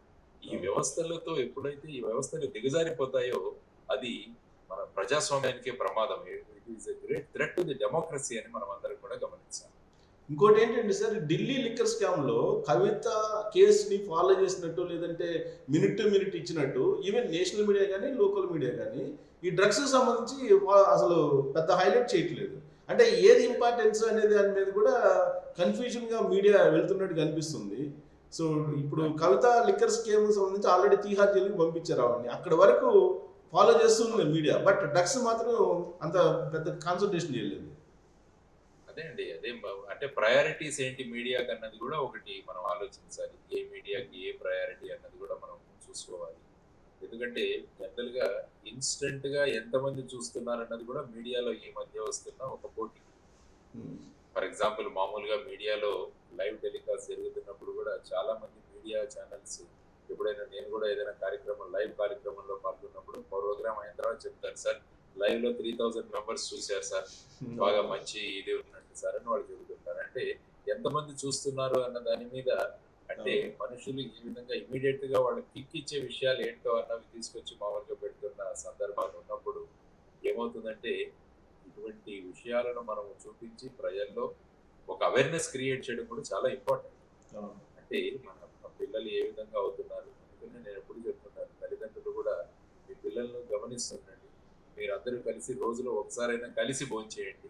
దానివల్ల పిల్లల యొక్క ఫేషియల్ ఫీలింగ్స్ లో కానీ, వాళ్ళ ప్రవర్తనలో కూడా ఏదైనా మార్పు వచ్చిందిగా. ఈ మధ్య చాలా మంది డ్రగ్ అడిక్ట్స్ పిల్లలు ఏంటంటే ఎవరితోనూ కలవరు. వాళ్ళు ఇంట్లో ఒక రూమ్ లో బోల్టప్ చేసుకుని కూర్చుంటారు. తల్లిదండ్రులు ఏమనుకుంటారు, వాడు చాలా సీరియస్ గా చదువుకుంటాడు, మా వాడు ఎవరితో కలవట్లేదండి అంటారు. కానీ it is one of the symptoms. తర్వాత ఆ పిల్లల ప్రవర్తనలో కానీ, వాళ్ళ కళ్ళలో కానీ, వాళ్ళ వేషధారణలో కానీ, వాళ్ళ ఇంట్లో సామాన్లు మాయమైపోవడం కానీ, వాళ్ళు వెళ్ళి యాబ్సెంట్ అవ్వడం కానీ, ఇవన్నీ కూడా ఇండికేటర్స్ దట్ మన పిల్లవాళ్ళు డ్రగ్ అడిక్ట్ అవుతున్నారన్న దాన్ని. కాబట్టి ఇమ్మీడియట్ గా పేరెంట్స్ దీన్ని గమనించి వాళ్ళు కనుక రిహాబిలిటేషన్, చాలా మంది ఏంటంటే మా వాడిని రిహాబిలిటేషన్ సెంటర్కి తీసుకెళ్తే అదొక పెద్ద మా మీద బ్లాక్ మార్క్, నామోషి అవుతుందని చాలా మంది పట్టించుకోరు. కానీ తల్లిదండ్రులకు మీ ద్వారా నేను తెలియజేస్తుందంటే, ఇటువంటి సిమ్టమ్స్ ఏమైనా కనపడితే వెంటనే మీరు ప్రొయాక్టివ్ గా ఉండండి. ఎందుకంటే అప్పుడే మనం కనుక ఇంటర్ఫియర్ అవుతే వాళ్ళని బయటికి తీయచ్చు. కానీ ఇది కుదిరిపోతే ఏమవుతుందంటే చాలా ప్రమాదకరంగా తయారవుతుంది. అదేవిధంగా ఎడ్యుకేషన్ ఇన్స్టిట్యూషన్స్ కూడా అబ్సెంటీజం, బిహేవియర్ లో మార్పులు, చిన్న చిన్న గ్రూప్స్ గా ఎక్కడో దాచుకోవడము, ఇవన్నీ అంటుంటే చాలా ఎడ్యుకేషన్ ఇన్స్టిట్యూషన్స్ లో నేను ఏం చూస్తున్నట్టే వాళ్ళకి పాఠాలు చెప్పడమే మా బాధ్యత, వాళ్ళ ప్రవర్తన ఎలా ఉన్నా మా బాధ్యత కాదని చాలా ఇన్స్టిట్యూషన్స్ ఆ విధమైన భూమిక తీసుకుని, ఇది కరెక్ట్ కాదు. ఎందుకంటే ఒక ఇన్స్టిట్యూషన్ నుంచి ఒక బాధ్యతాయుతమైన పౌరుని తయారు చేసే బాధ్యత కేవలం మార్కులు సంపాదించేవాడు కాదు, ఒక బాధ్యతాయుతమైన పౌరుల్ని తీసుకురావాల్సిన బాధ్యత కూడా ఎడ్యుకేషన్ ఇన్స్టిట్యూషన్స్ మీద ఉంది. కాబట్టి వాళ్ళు కూడా ఇటువంటి సిమ్టమ్స్ ఏదైనా కనపడితే వెంటనే పేరెంట్స్ కి ఇన్ఫార్మ్ చేసి వీళ్ళకి కౌన్సిలింగ్ సెంటర్ ఏర్పాటు చేసి రిహాబిలిటేషన్ సెంటర్స్ పంపిస్తే ఏమవుతుందంటే కరెక్ట్ టైంలో వాళ్ళని బయటికి తీసుకురావచ్చు. లేకుంటే ఏమవుతుందంటే ఇది ఒక ప్రమాద స్థాయికి చేరుకొని సమాజం కూడా ఆ విధంగా తయారయ్యే ప్రమాదం ఉంది. కాబట్టి మనం అందరం కూడా, తల్లిదండ్రులు కావచ్చు, ఎడ్యుకేషన్ ఇన్స్టిట్యూషన్స్ లో ఉన్న వాళ్ళు కావచ్చు, మీడియా కావచ్చు, సమాజంలో ఉన్న మాలాంటి వ్యక్తులు కావచ్చు, ఇదంతా కూడా మన ఉమ్మడి జవాబుదారీతనం. It's a combined responsibility, it's a joint responsibility అని మనం రియాక్ట్ అవ్వాలి ఈ డ్రగ్స్ సిచ్యువేషన్. సార్ ఇంకోటి సార్, ఒక 10 నిమిషాలు తీహార్ జైలుకి కవిత వెళ్ళిపోయారు సార్. సో మరి కవిత అలాగే కేజ్రీవాల్ ఆల్రెడీ ఇంకా వెళ్ళలేదు, అక్కడేమో సిసోడియా ఉన్నారు. సో ఇప్పుడు కేజ్రీవాల్ ఏమో కస్టడీలో నుంచే ప్రభుత్వాన్ని నడుపుతున్నారు. అలా నడపచ్చు సార్, ఎన్ని రోజులు ఆ విధంగా యాక్సెప్ట్ చేస్తారు? చేయొచ్చు, అసలు ప్రొవిజన్ ఉందా ఈడీ యాక్ట్లో? ఏమీ లేదండి, యాక్చువల్ గా కాన్స్టిట్యూషన్ లో ఎక్కడ కూడా లేదు. సపోజ్ ఒక ముఖ్యమంత్రి జైలుకి వెడితే లేకుంటే పోలీస్ కస్టడీలో ఉంటే ఈ ceases to be chief minister అని ఎక్కడ లేదు. కాబట్టి కేజ్రీవాల్ గారు ఆయన అక్కడి నుంచే పెడుతున్నారు. నిన్న ఒక ఆదేశం ఇచ్చారు, ఈ రోజు డ్రగ్స్ మెడికల్ ఔషధాలు అవన్నీ కూడా పబ్లిక్ దొరకాలన్నది ఒకటి ఆయన ఇష్యూ చేయడం జరిగింది. సో ఈ విధంగా ఎక్కడ కూడా రిస్ట్రిక్షన్ ఉండదు. So you can run his office from the jail also, there is no problem. అంటే రిమాండ్ చేసినా కానీ అక్కడి నుంచి ఆపరేట్ చేయొచ్చు సార్ గవర్నమెంట్ని? చేయొచ్చండి, ఎందుకంటే కోర్టుకు తెలియజేస్తారు, కోర్టు ఆపరేట్ చేయొచ్చు. బట్ ఆయన అరెస్ట్ అవ్వగానే ఈ continues to be CM of Delhi.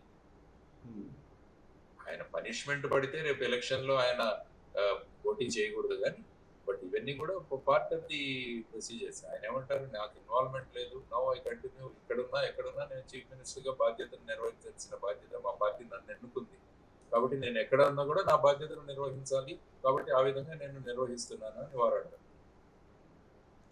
So ఈ కవిత సంబంధించి సార్ ఇన్వెస్టిగేషన్, కవితది ఫైనలైజ్ అయిపోయినట్టే అనుకోవాలి సార్, రిమాండ్కి పంపించారు కాబట్టి? అంటే ఏంటంటే ప్రతి కేసులో కూడా 15 రోజులు ఈడీ కస్టడీ కానీ పోలీస్ కస్టడీ కానీ ఇవ్వచ్చు. ఆ 15 రోజుల తర్వాత ఇన్వేరియబుల్లీ జ్యుడిషియల్ కస్టడీకి వెళతారు. కాబట్టి ఇప్పుడు వారు అడిగినట్టు ఐ థింక్ మొదటి 7 రోజులు, తర్వాత 3 రోజులు ఎక్స్టెండ్ చేశారు అనుకుంటారు. ఆ తర్వాత వారిని జ్యుడిషియల్ కస్టడీకి పంపించడం జరిగింది. కాబట్టి ఇప్పుడు వారు బెయిల్ కోసం అప్లై చేయొచ్చు, ఎందుకంటే జ్యుడిషియల్ కస్టడీలో ఉన్నారు కాబట్టి బెయిల్ కోసం అప్లై చేస్తే ఆ మ్యాటర్ విన్న తర్వాత కోర్టు ఒక డిసిషన్ తీసుకుంటారు, అంటే జ్యుడిషియల్ కస్టడీలోనే ఉంచాలా లేకుంటే బెయిల్ ఇవ్వచ్చా అన్నది నెక్స్ట్ స్టెప్. అది కాబట్టి సో ఇప్పుడు కవిత విషయంలో సార్, కవిత ఏం చెప్తున్నారంటే మీడియాతో కూడా మాట్లాడినట్టున్నారు కోర్టు నుంచి ఆవిడ తిహార్ జైలుకి వెళ్ళేటప్పుడు. ఆవిడేమంటారంటే గతంలో ఎవరైతే వాంగ్మూలం ఇచ్చారో ఆ వాంగ్మూలాన్ని బేస్ చేసుకునే నన్ను ఇన్వెస్టిగేషన్ చేస్తున్నారు, గతంలో అదే చేశారు, ఇప్పుడు అదే చేశారు, కొత్తగా ఏం అడగట్లేదు, కొత్తగా ఏం లేదు అని అంటారు ఆవిడ. వాంగ్మూలాలు తీసుకుని బేస్ చేసుకుని ఎలా తీసుకుంటారని అడుగుతున్నారు ఆవిడ. అంటే ఎలా ఉంటుందంటే ఇవన్నీ కూడా డే లైట్ లో జరిగిన క్రైమ్ కాదు. ఎక్కడో ఒక హాల్లో కానీ ఒక హోటల్లో కానీ ఎక్కడైనా ఒక రూమ్ లో కానీ కలిసి కొంతమంది వ్యక్తులు కలిసి ప్లాన్ చేసినది ఇది అని ఈడీ అంటారు. అందువల్ల ఏమవుతుందంటే బాహాటంగా ఎవరు కూడా దీంట్లో ఎవిడెన్స్ ఇవ్వరు. అందువల్ల అందులో ఇన్వాల్వ్ అయిన వ్యక్తులనే కొంతమందిని అప్రూవర్స్ గా తీసుకుంటుంది ఇన్వెస్టిగేషన్. అదర్వైజ్ ఏమవుతుందంటే ఆ కేసు సాల్వ్ అవ్వదు, ఎందుకంటే ప్రతి ఒక్కరిని కూడా అందులో దోషులుగా మీరు కనుక చేయగలిగింది అక్కడ ఏం జరిగిందో అన్న విషయం చెప్పదగిన వాళ్ళు ఎవరు ఉండరు. రేపు కోర్టులలో ఏంటంటే మనము ఎవిడెన్స్ ప్రవేశపెట్టాలి, సాక్ష్యాలు ప్రవేశపెట్టాలి. సో సాక్ష్యాలు ఎప్పుడైతే ప్రవేశపెట్టాలో అక్కడ జరిగింది ఓపెన్ గా జరగలేదు, క్లోజ్ డోర్ లో జరిగింది. కాబట్టి ఆ టోటల్ మీటింగ్ లో ఉన్న ఒకరిద్దరు వ్యక్తులు అసలు ఏం జరిగింది అన్నది వాళ్ళు చెప్పినప్పుడు ఆ బేసిస్ మీద ఇన్వెస్టిగేషన్ నడుస్తుంది. సో ఆ విధంగా వారు అన్న విషయంలో ఎస్, అప్రూవర్ గా మారిన వాళ్ళు చెప్పిన విషయాలు వాళ్ళు క్రాస్ వెరిఫై చేసి ఉండవచ్చు. కేవలం అప్రూవర్ యొక్క స్టేట్మెంట్ మీదే ఇన్వెస్టిగేషన్ జరగదు. ఆ రేపు కోర్టులో కూడా కేవలం అప్రూవర్ మీదే ఇచ్చామంటే ఆ అప్రూవర్ చెప్పిన విషయాల ద్వారా ఫర్దర్ ఇన్వెస్టిగేషన్ ఎవిడెన్స్ అన్నది కలెక్ట్ అయ్యి ఇదంతా కలిపి ఒక సర్కమ్స్టాన్షియల్ ఎవిడెన్సెస్ గా రేపు కోర్టు ముందు ఉంచే అవకాశం ఉంటుందండి. అల్టిమేట్ గా కోర్టులో ట్రయల్ జరిగి ఈ విషయంలో నిజంగా వారు దోషులా నిర్దోషులా అన్నది కోర్టు రాబోయే ట్రయల్ నిర్ణయిస్తుంది. అందుకని నేనేం చెప్పానంటే వీళ్ళందరూ కూడా త్వరగా ఒక స్పెషల్ కోర్టును ఏర్పాటు చేయమని ప్రభుత్వాన్ని అడగాలి. ఈ కేసు విత్ ఇన్ 3 months ఈ కేసు ట్రయల్ కండక్ట్ చేయండి. ఇందులో నిజాలు ఏంటో తెలియాలి. ఇందులో ఇది నిజంగా జరిగిందా లేకుంటే రాజకీయ కక్షల ద్వారా ఈ విధంగా కేసు ముందుకు పెడుతుందని ఏదైతే అంటున్నారో వాటన్నిటి కూడా ఒక తెరపడుతుంది. సో ఆ విధంగా ఆ నిర్ణయం తీసుకొని స్పెషల్ కోర్టు ఒకటి ఏర్పాటు చేసి day to day trial conduct చేసి ఒక 3 నెలల్లో ఈ కేసు డిస్పోజల్ చేస్తే అప్పుడు ప్రజలకు కూడా నిజాలు ఏంటో తెలుస్తాయి. ఆ తర్వాత వచ్చేసి వీళ్ళకు కూడా రిలీఫ్ పెరుగుతుంది. నిజంగా నిర్దోషులైతే నిర్దోషులుగా బయటకు వస్తారు. కానీ ఆవిడ చాలా కాన్ఫిడెంట్ కూడా సార్, ఇదంతా మనీ లాండరింగ్ కాదు, పొలిటికల్ లాండరింగ్ కేసు ఇది, మోడీ కావాలని చేస్తున్నారు అనేది. ప్లస్ ఇంకోటి ఏంటంటే వాంగ్మూలాన్ని బేస్ చేసుకొని వాళ్ళు ఈడీ వాళ్ళు కొంతమందిని భయపించి వాంగ్మూలం తీసుకున్నారు, ఆ వాంగ్మూలాన్ని బేస్ చేసుకొని నా మీద రుద్దాలని ప్రయత్నం చేస్తున్నారు కేసుని అని చెప్పి ఆవిడ అంటున్నారు. ఉంటుందండి. ఇదంతా ఏంటంటే రేపు కోర్టుకు దృష్టికి ఇవన్నీ కూడా తీసుకురావాలి. వారు బెయిల్ అప్లికేషన్ పెట్టినప్పుడు కానీ, రేపు ట్రయల్ జరిగినప్పుడు కానీ ఈ విషయాలన్నీ కూడా కోర్టు దృష్టికి తీస్తే అప్పుడు కోర్టు ఇందులో ఉన్న నిజానిజాలను పరిశీలించి ఆ తర్వాత వారు నిర్ణయం తీసుకుంటారు. అందుకని నేను అన్నది ఈ కేసును వీలైనంత త్వరగా ట్రయల్ స్టేజ్కి తీసుకొచ్చి అది 3 నెలల్లో ఫినిష్ చేస్తేనే అది కరెక్ట్గా ఉంటుంది అన్నది నా అభిప్రాయం. సార్ మీరు ఇన్వెస్టిగేషన్ పెద్ద పెద్ద ఇన్వెస్టిగేషన్స్ చేశారు. ఈడీ వాళ్ళు థర్డ్ డిగ్రీ ప్రయోగించారని అంటారు ఆవిడ పిటిషన్లోనే మెన్షన్ చేశారు. నిజంగానే థర్డ్ డిగ్రీ చేస్తారు సార్, ప్రయోగిస్తారా? యాక్చువల్గా థర్డ్ డిగ్రీ ఈజ్ ఇల్లీగల్. రేపు ఆవిడ కనుక ప్రూవ్ చేయగలిగితే థర్డ్ డిగ్రీ ప్రయోగించారన్నది ఎవరైతే అధికారులు కానీ ఎవరైతే ప్రయోగించారో వాళ్ళ మీద కేసులో ఉంది. అందుకనే మనం ఎప్పుడు కూడా రిమాండ్లో ఎవరినైనా తీసుకెళ్ళినప్పుడు మొట్టమొదటి ప్రశ్న మెజిస్ట్రేట్ కానీ జడ్జి అడిగేది పోలీసులు ఏ విధంగా మీతో బిహేవ్ చేశారు, వాళ్ళ మీద ఏదైనా కంప్లైంట్ ఉందా. కంప్లైంట్ ఉంది అనగానే అది రికార్డ్ చేసి సంబంధిత వ్యక్తిని హాస్పిటల్కి పంపించి ఈ విధమైన ఎవిడెన్స్ ఏదైతే ఉందో కలెక్ట్ చేసి అక్కడ కనుక ఏదైనా ఎవిడెన్స్ వస్తే వెంటనే ఈ సంబంధిత అధికారుల మీద కేసులు బుక్ చేస్తారు. సో ఆ విధంగా వారు కంప్లైంట్ చేసినప్పుడు దానికి సంబంధించిన కంప్లైంట్ వారు చేసి ఉంటారు ఖచ్చితంగా. ఐ థింక్ మెజిస్ట్రేట్ కానీ జడ్జి గారు కానీ దాని మీద యాక్షన్ తీసుకోవాల్సిన అవసరం ఉంటుంది. Third degree using third degree ఇది ఇల్లీగల్, అది ఎప్పుడు కూడా చేయకూడదు.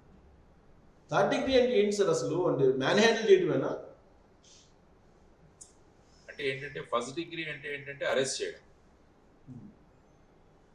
సెకండ్ డిగ్రీ అంటే ఏంటంటే వాళ్ళను జైలుకు పంపడం. సెకండ్ డిగ్రీ అంటే ఏంటంటే మ్యాన్ హ్యాండ్లింగ్ చేయడం, అంటే మనం కస్టడీలో ఉన్నప్పుడు వాళ్ళ మీద బలప్రయోగం చేయడం, వాళ్ళ దగ్గర నుంచి నిజానిజాలు రాబట్టడానికి సస్టైన్డ్ ఇంటరాగేషన్కి చాలా టైం కావాలి.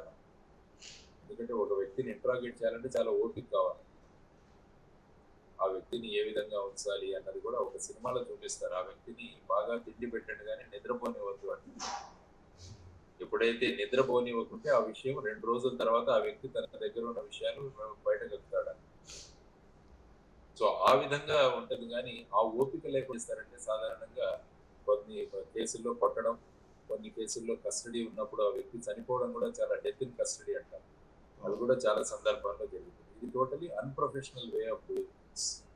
ప్రొఫెషనల్ వే అంటే మనం ఓపిక్గా ఇంట్రాగేట్ చేయాలి, ఆ వ్యక్తికి సంబంధించిన విషయాలు కలెక్ట్ చేయాలి, ఆ వ్యక్తి చెప్తున్న విషయాలను మనం ఎలా కౌంటర్ చేయాలి, ఆ సందర్భంగా మన దగ్గర ఎటువంటి పేపర్స్ ఉండాలి, ఇవన్నీ కూడా ప్రొఫెషనల్ ఇన్వెస్టిగేషన్. అందుకని పోలీస్ ట్రైనింగ్ అప్పుడు కానీ ఇవన్నీ కూడా నేర్పిస్తారు. ఇంట్రాగేషన్ ఏ విధంగా చేయాలి, తర్వాత క్వశ్చనింగ్ ఏ విధంగా చేయాలి, క్వశ్చన్స్ ఏ విధంగా ఫామ్ చేయాలి, ఇదంతా కూడా డీటెయిల్డ్గా చేయాలి. కాబట్టి ఈ ఓపిక లేకుండా చాలా మంది ఏంటంటే ఒక్కోసారి కొట్టడం మొదలు పెడతారు. అప్పుడే ఇటువంటి థర్డ్ డిగ్రీ కంప్లైంట్స్ వస్తాయి.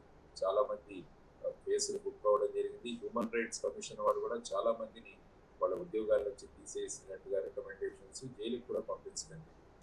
సార్ ఎస్పెషల్లీ ఢిల్లీ లిక్కర్ స్కామ్లో సార్ ఢిల్లీ లిక్కర్ స్కామ్లో టెక్నాలజీకి సంబంధించి ఇన్వాల్వ్మెంట్ ఎక్కువ ఉంది. ఆ మొబైల్స్ చాలా వాడారు. ఇప్పుడు ఎవరైతే ఆరోపణలు ఎదుర్కొంటున్నారో నిందితులుగా వాళ్ళందరూ మొబైల్స్ ఎక్కువ వాడారు. ఎస్పెషల్లీ కవిత విషయానికి వచ్చేటప్పటికి ఆల్మోస్ట్ 10 ఫోన్లు పైన ఐఫోన్లే వాడారు. వాటిలో కొన్ని రీట్రీట్ అయినాయి, మిగతావి కాలేదు అని అంటున్నారు. అది నేరం కింద వస్తుందా? అంటే ఒకటి ఏంటంటే డిస్ట్రక్షన్ ఆఫ్ ఎవిడెన్స్ అని ఉంటుంది సెక్షన్ 201 ఐపీసీ. అందులో ఏంటంటే సాక్ష్యాలను దాన్ని డిస్ట్రాయ్ చేయడం, అది కూడా ఒక కేసు ఉంటుంది. 201 అని యాడ్ చేస్తాను. అంటే ఆ విధంగా రేపు ఇన్వెస్టిగేషన్ అంటే ముఖ్యంగా మీరు చూస్తుంటే ఇప్పుడున్న కేసెస్ అన్నింటిలో కూడా టెక్నాలజీ, సెల్ ఫోన్ అనేది ప్రతి ఒక్కరూ ఉపయోగిస్తుంది. చెవులు లేని వాళ్ళని చూడొచ్చు కానీ సెల్ ఫోన్ లేని వాడిని చూడలేమంటారు. కాబట్టి ప్రతి ఒక్కరి దగ్గర సెల్ ఫోన్ ఉంటుంది, ఆ సెల్ ఫోన్ ఉపయోగిస్తుంటారు. దానివల్ల ఏంటంటే అవన్నీ కూడా మనకు ఎక్కడ కాల్ చేసాము, ఏం చేసాము, ఇవన్నీ కూడా దీంట్లో కాల్ డేటాలో వస్తుంది. దాన్ని బట్టి మళ్ళీ అక్కడ అడుగుతారు ఎవరికి కాల్ చేశారు, ఎందుకు కాల్ చేశారు, ఇవన్నీ కూడా కాల్ డేటా పూల్ చేసి అవన్నీ కూడా ఒక సీక్వెన్సింగ్లో పెడతారు. ఇదంతా కూడా ఇన్వెస్టిగేషన్లో ఒక పార్ట్. సో ఆ విధంగా మీరు చూసుకుంటూ పోతుంటే టెక్నాలజీ అన్నది ఈ మధ్య ఉన్న ఎకనామిక్ అఫెన్సెస్లో కానీ ఈవెన్ కన్వెన్షనల్ క్రైమ్లో కూడా ఈ టెక్నాలజీ ఎస్పెషల్లీ సెల్ ఫోన్స్ అనేవి చాలా ప్రధానమైన పాత్ర పోషిస్తున్నాయి. కాబట్టి టెక్నాలజీ ఎందుకంటే మనం ఎప్పుడైతే యూజ్ చేస్తామో ఆ యూజ్ చేసింది కూడా మనం ఎక్స్ప్లెయిన్ చేసుకోవాలి. అందుకని ఈ సెల్ ఫోన్ అనాలిసిస్ కానీ కాల్ డేటా అనాలిసిస్ కానీ ఇవన్నీ కూడా అన్ని ఇన్వెస్టిగేషన్స్లో ఒక భాగం అయిపోయింది. సార్ ఇప్పుడు ఈ కేసు ఫైనల్ కావాలంటే కనుక ఢిల్లీ లిక్కర్ స్కాము ఇప్పుడు సిసోడియాని కానీ లేదంటే ఆ, చంద్ర గుప్తా ఎవరు ఇంకొక అతను ప్లస్ కవిత ఇంకా వీళ్ళు దాదాపు 5-6 ఉన్నారు. వీళ్ళందరినీ కలిపి ఒక చోట కూర్చోబెట్టి ఇన్వెస్టిగేషన్ చేయాల్సిన పరిస్థితి ఏర్పడుతుందా సార్, లేదంటే ఇండివిజువల్గా చేస్తారా? సాధారణంగా వాళ్ళు కనుక కస్టడీలో ఉన్నప్పుడు ఇద్దరిని ఆపోజిట్ గా కూర్చోబెట్టచ్చు. ఈవెన్ ఇప్పుడు మీరు అంటున్నారు వీళ్ళంతా కూడా అక్కడ ఉన్నారు కాబట్టి తిహార్ జైలు, ఒకవేళ ఈడీ కోర్టు జడ్జి గారిని అడిగి ఇన్వెస్టిగేటింగ్ ఆఫీసర్ జైలుకి కూడా వెళ్ళొచ్చు. ఎందుకంటే పోలీస్ కస్టడీలో ఉన్నప్పుడు మన దగ్గర ఉన్నప్పుడు మనం ఇంట్రాగేట్ చేయొచ్చు. ఇప్పుడు వారంతా కూడా జ్యుడిషియల్ కస్టడీలో ఉన్నారు కాబట్టి జ్యుడిషియల్ జడ్జి గారి పర్మిషన్ తీసుకొని మనం జైలుకి కూడా వెళ్ళి చేయొచ్చు. ఎందుకంటే కేవలం 10 రోజులు మాత్రమే మా కస్టడీకి ఇచ్చారు, సరిపోలేదు కాబట్టి మాకు పర్మిషన్ ఇవ్వండి అంటే జడ్జెస్ జనరల్ గా పర్మిట్ చేస్తుంటారు. మనం జైల్లో కూడా వెళ్ళి వాళ్ళని క్వశ్చన్ చేయొచ్చు. అది ఎక్కడ తెలిసిన బార అక్కడ కావాలంటే అందరినీ ఒకరి ముందు ఒకరిని పెట్టి వాళ్ళని క్రాస్ కూడా చేయొచ్చు. సో ఇప్పుడు సుకేష్ చంద్రశేఖర్ ఉన్నారు సార్, అక్కడ సిసోడియా ఉన్నారు, కవిత ఉన్నారు, వీళ్ళు ముగ్గురు ఉన్నట్టున్నారు. మిగతా వాళ్ళు సరిచంద్రారెడ్డి కానీ లేదంటే మాగుంట రాఘవరెడ్డి కానీ వీళ్ళు బయట ఉన్నారు. సో వీళ్ళందరినీ కలిపి కాకుండా ఓన్లీ జైల్లో వరకు వాళ్ళ ముగ్గురిని విచారించవచ్చు. వర్చువల్గానే సార్, డైరెక్ట్గా పోయి మాన్యువల్గా చేయొచ్చు అంటారు. బయటికి వచ్చిన వాళ్ళని కూడా ఇన్వెస్టిగేషన్ కోసం పిలవచ్చు. ఎందుకంటే వాళ్ళ బెయిల్ కండిషన్ లోనే రాస్తారు, whenever investigation agency calls you for your assistance you should come and attend అన్నది వన్ ఆఫ్ ది కండిషన్స్ ఉంటుంది. ఆ విధంగా నువ్వు చేయొచ్చు. Left the investigating agency how they are going to proceed అన్నది వాళ్ళ దీని మీద ఆధారపడి. సార్ ఇన్వెస్టిగేషన్ ఎలా జరుగుతుందని మీరు అబ్జర్వ్ చేస్తున్నారు సార్, రోజు వస్తుంది కదా, న్యూస్ వస్తుంది కదా, కవిత ఇప్పట్లో తిహార్ జైలు నుంచి బయటకు వచ్చే అవకాశం ఉందంటారా సార్? అంటే ఏంటంటే జనరల్ గా బెయిల్ ఇచ్చేటప్పుడు ఇందులో మనీష్ సిసోదియా గారికి కానీ మిగతా వాళ్ళకి కానీ బెయిల్ రాలేదు ఈ కేసులో మెయిన్ గా. కానీ అది దట్ డజంట్ డిటర్ ఒక్కొక్కరి వ్యక్తి యొక్క ఇన్వాల్వ్మెంట్ అది జడ్జి చూస్తారు. సాధారణంగా బెయిల్ ఇచ్చేటప్పుడు ఒక 5 కండిషన్లు జనరల్ గా చూస్తారు. మొదటిది ఆ కేసు యొక్క తీవ్రత, రెండవది వచ్చేసి బెయిల్కి అప్లై చేసిన వ్యక్తి యొక్క అందులో ఇన్వాల్వ్మెంట్, నెంబర్ 3 ఈ వ్యక్తికి కనుక బెయిల్ ఇస్తే ఈ వ్యక్తి బయటికి వెళ్ళి సాక్షుల మీద ప్రభావం చూపించే అవకాశం ఉంటుందా, నెంబర్ 4 ఈ వ్యక్తి బయటికి వెళితే ఉన్న ఎవిడెన్స్ ఏదైతే ఉంటుందో, సాక్ష్యం ఏదైతే ఉంటుందో దాన్ని నష్టం చేసే అవకాశం ఉంటుందా, నెంబర్ 5 ఈ వ్యక్తి బయటికి బెయిల్లో వస్తే దేశాన్ని వదిలి వెళ్ళిపోవచ్చా. ఇటువంటి 5 కండిషన్లు తీసుకొని అప్పుడు జడ్జి నిర్ణయిస్తారు ఈ వ్యక్తికి బెయిల్ ఇవ్వాలా లేదా. సో ప్రతి వ్యక్తి ఇండివిజువల్ ఇన్వాల్వ్మెంట్ వేరే ఉండొచ్చు కాబట్టి అక్కడ బెయిల్ రాలేదు కాబట్టి ఇక్కడ బెయిల్ రాదు అన్నది చెప్పలేము మనం సాధారణంగా. So it all depends on the judicial description. Lower కోర్టులో కనుక బెయిల్ ఇవ్వకుంటే హైకోర్టుకు వెళ్ళచ్చు, హైకోర్టు ఇవ్వకుంటే సుప్రీం కోర్టుకు వెళ్ళచ్చు. ఇవి ఆ వ్యక్తులకు ఉన్న లీగల్ గా వాళ్ళకున్న అవకాశం. సో ప్రాబిలిటీ చూసుకుంటే సిసోడియాకి రాలేదు, తర్వాత సుకేష్ చంద్రశేఖర్కి రాలేదు. సో కవితకు కూడా ప్రాబిలిటీ చూసుకుంటే కనుక వచ్చే అవకాశం లేదంటారా బెయిల్? అంటే ప్రాబబిలిటీ అంటే జనరల్ గా కేసు తీవ్రత గురించి చూస్తారు, but it is not a must. అంటే వాళ్ళకి ఇవ్వలేదు కాబట్టి వీళ్ళకి ఇవ్వకూడదు అనేది కూడా ఇక్కడ అందులో లేదు. Because each person's role is different. ప్రతి వ్యక్తి యొక్క భూమిక వేరే ఉంటుంది కాబట్టి అల్టిమేట్లీ అంటే how you satisfy the judge by the material you have. మీ దగ్గర ఉన్న విషయాలు ఏ విధంగా మీరు వాళ్ళని సాటిస్ఫై చేయగలరు అన్న దాని మీద మీ బెయిల్ మ్యాటర్ అన్నది ఆధారపడుతుంది. ఇంకోటి ఏమనిపిస్తుందంటే సార్, పొలిటికల్ సర్కిల్స్లో ఈడీది అయిపోయింది ఇన్వెస్టిగేషన్, జైల్లో వేసేసారు తిహార్ జైల్లో. ఆవిడ ఒకవేళ బయటకు వస్తే ఇమీడియట్గా మళ్ళీ సిబిఐ ఎంక్వైరీ ఉంటుంది అనేది ఇంకొకటి వినిపిస్తుంది సార్, అలాంటిది ఉంటుందా? సాధారణంగా ఈడీ కేసులు సిబిఐ కేసులు సైమల్టేనియస్ గా పెడుతుంది. జనరల్ గా ఈడీ కేసు రిజిస్టర్ చేసే ముందు సిబిఐ కానీ పోలీస్ కేసు కూడా ఉంటుంది. ఆ తర్వాత ఈడీ రంగంలోకి వస్తారు మనీ లాండరింగ్స్.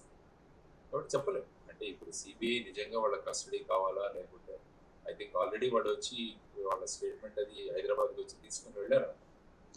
మరి ఫర్దర్ గా మరి ఏ విధంగా వాళ్ళు చూస్తారో అన్నది చూడాల్సిన అంశం. అంటే but there is no bar. CBI again they can call and they can invest. అందులో ఏమి ఒక అడ్డుగోడ కానీ ఏమి ఉండదు. Right sir, thank you very much sir Lakshman గారు, thank you very much. So రాబోయే రోజుల్లో కవిత వస్తారా రారా అనేది చూద్దాం. మరోవైపు విశాఖ డ్రగ్స్ కేసుకు సంబంధించి పొలిటికల్ యాంగిల్లో కాకుండా దీన్ని సామాజిక కోణంలో చూసి దర్యాప్తు తొందరగా చేస్తారని కోరుకుంటున్నాం. Thank you very much.